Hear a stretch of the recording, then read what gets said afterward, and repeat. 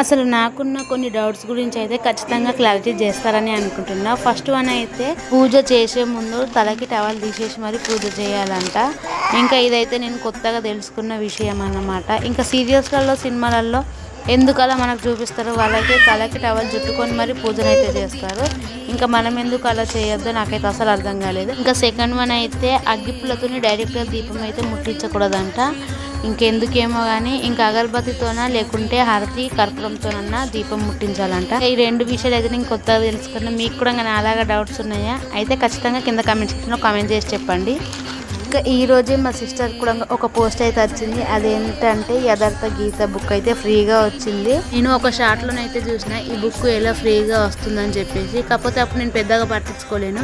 ఇంకా మా సిస్టర్ ఎప్పుడు ఈ బుక్ అప్లై చేసిందో కూడా మాకు తెలియదు. కాకపోతే ఈ రోజు మాత్రం ఈ బుక్ అయితే ఇంకెవరికైనా తీసుకోవాలనుకుంటే యథార్థగీత.com అనే వెబ్సైట్లోకి వెళ్ళి తీసుకోండి.